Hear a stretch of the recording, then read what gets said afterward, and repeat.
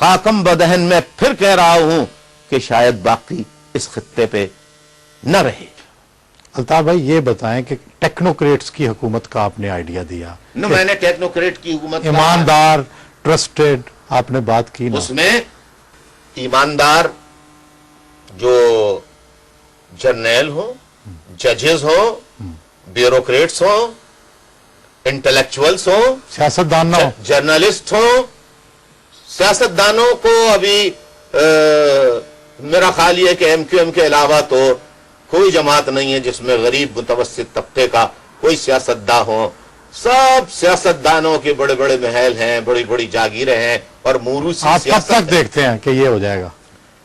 میں آج بھی امید رکھتا ہوں اللہ کی ڈیڈ لائن کوئی نہیں، انقلاب کی دنیا میں کوئی ڈیڈ لائن نہیں دے سکتا، اور مجھے امید ہے کہ پاکستان کے عوام ایک دن الطاف حسین کی بات کو سمجھیں گے، میدان میں آئیں گے، اور ملک سے ان لٹیروں کا، میں نے تو کہا اپنی سپیچ میں کہ میں صرف ان کرپٹ پالیٹیشنز کا نہیں، کرپٹ سرمایہ داروں کا، قرضے لے کر معاف کروانے والوں کا، جاگیرداروں کا، وڈیروں کا، ان لوگوں کا احتساب نہیں کروں گا، بلکہ کرپٹ جرنیلوں کا بھی حساب کروں گا جنہوں نے ملک کی 30% زمین پر قبضہ کر رکھا ہے، ان سے بھی حساب لیا جائے گا۔ جو کرپٹ جرنیل بدعنوانی میں ملوث ہیں ان سے بھی حساب لیا جائے گا۔ یہ کرنا ہوگا تو ملک بچے گا، اور اگر یہ نہیں کرنا ہوگا، صرف چہرے بدلنے ہیں تو چہرے بدلتے رہیں گے، ملک کی تصویر اور ملک کا نقشہ دھندلا ہوتا رہے گا، فیس بدلتے رہیں گے، اور ایک وقت آئے گا کہ یہ خدا نخواستہ نقشہ اتنا دھندلا ہو جائے کہ دنیا کے نقشے سے مٹ جائے۔ الطاف بھائی آپ کہہ رہے ہیں کہ ایماندار لوگوں کا ایک حکومت بننی چاہیے جس میں ججز ہوں، آپ کہہ رہے ہیں کہ ریٹائرڈ جرنیل ہوں۔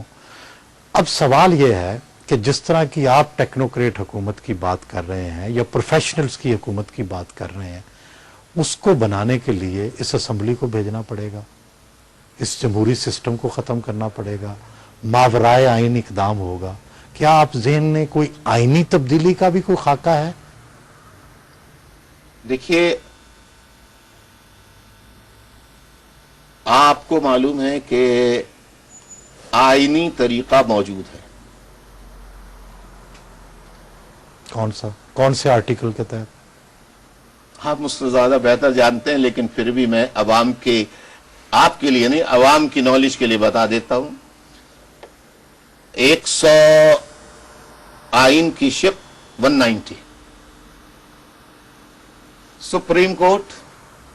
آپ سمجھتے ہیں کہ سپریم کورٹ پر کے فیصلوں پر عمل نہ کرنے کی وجہ سے نہیں، آپ حکومت سے ناراض ہیں؟ نہیں، سپریم کورٹ آئین کے تحت 190 کے تحت فوج کو بھی، رینجرز کو بھی، پولیس کو بھی، لا انفورسمنٹ ایجنسیز کو بھی حکم دے سکتی ہے کہ یہ اتنے غریب مر گئے ہیں سیلاب میں، مارنے والے فلاں ہیں، ان مارنے والوں کو، پشتے توڑنے والوں کو، ملک کی دولت لوٹنے والوں کو، قرضے لے کر معاف کرنے والوں کو، سب کو اپریہینڈ کرو۔ جہاں تک میں سمجھاؤں آپ کی خواہش یہ ہے یا آپ یہ سوچتے ہیں؟ اب اس میں حکمراں طبقے کے لوگ آئیں، اپوزیشن کے طبقے کے لوگ آئیں، جو بھی آئیں، کوئی پوچھے تو نا۔ سہیل صاحب کون پوچھے گا؟ جن سیاستدانوں کے نام معذرت کے ساتھ برا نہ مانیے گا، ہمارے اینکر پرسنز اور ہمارے جرنلسٹ، ہمارے بعض دانشور، وہ ایسے سیاستدانوں کے نام لیتے ہیں کہ جو سیاست میں آنے سے پہلے کوئی ایک کسی بھی چھوٹے سے کاروبار کا مالک تھا، دوسرا کسی چھوٹے سے کاروبار کا مالک تھا، آج کھرب پتی بنے بیٹھے ہیں ملک میں، بیرون ملک ان کی جائیدادیں ہیں۔ کہاں سے آئی ان کی؟ یہ سب ملک کی دولت ہے۔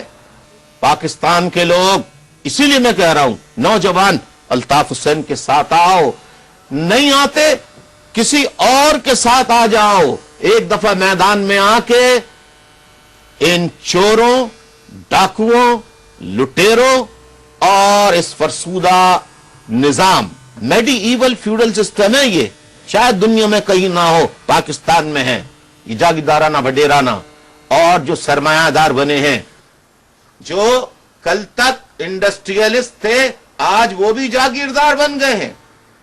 मैं चाहता तो जिन लोगों ने 4 दिन तक मेरी तकरीर के बाद मुझ पे मार्शल्ला का झूठा इल्जाम लगाया, ये सब मार्शल्ला की खुद पैदावार हैं। अगर कोई नहीं है तो अल्ताफ हुसैन नहीं है। जियाउल हक के मार्शल्ला में अल्ताफ हुसैन 9 महीने 5 कोड़े की सजा समरी मिलिट्री कोर्ट से सुनाई गई। अल्ताफ हुसैन के पास फौजी आए, माफीनामा लिख दो। मैंने माफीनामा नहीं लिखा। मैंने नाजायज झूठे मुकदमात में जो सजा दी गई जियाउल हक की समरी मिलिट्री कोर्ट ने, मैंने वो सजा पूरी की। मैंने नहीं माफी मांगी 3 दफा। आपके मुखालिफ कहते हैं ना जी, आप हर हुकूमत में हैं, आप इस मार्शल लॉ में भी साथ थे, तो उसकी तो वजाहत कोई नहीं। कौन सी हुकूमत में साथ है? ये जनरल मुशर्रफ जी, ये इल्जाम लगाते हैं कि ये हर हुकूमत में साथ रहे। तो जनाब वाला, हमने हर हुकूमत से ये उम्मीद रखी कि शायद ये जो वादे कर रहे हैं, जो यकीन दहानियां करा रहे हैं कि माजी में हमसे जो गलतियां हो गई आइंदा नहीं होंगी, माजी में जो गलतियां हमारी हुकूमतों से हो गई वो आइंदा नहीं होंगी, ये कस्में खाई, वादे किए। हमने उनकी बातों पे एतबार करते करते करते करते यहां तक पहुंच गए, पर वो वादा ही क्या जो वफा हो जाए। इन्होंने साबित कर दिया कि ये अपनी आदत को, अपने अतवार को, अपनी नेचर को बदलना नहीं चाहते हैं।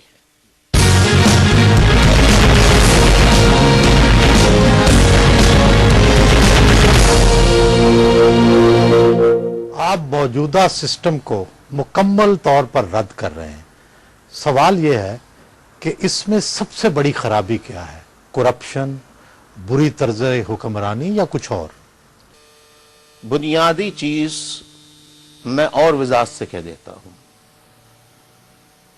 इंडिया, जिसको भारत कहते हैं, पाकिस्तान 14 अगस्त को 1947 को आजाद हुआ।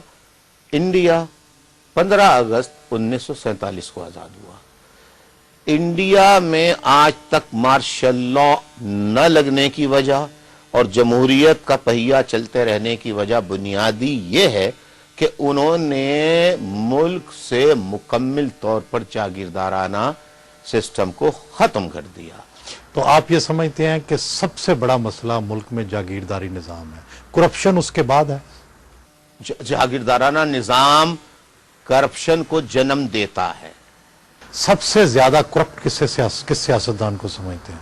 सबसे ज्यादा करप्ट सियासतदान को एक दफा MQM के हाथ में हुकूमत अवाम दे दें तो जो सबसे ऊपर वाली सीढ़ी पे लटका होगा दरख्त के ऊपर, वही सबसे बड़ा।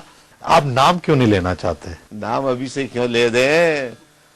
हम तो सिस्टम ऐसा बनाएंगे कि कोई निकलने भी ना पाए, भागने भी ना पाए। आपने कहा है कि हम लूटी हुई दौलत वापस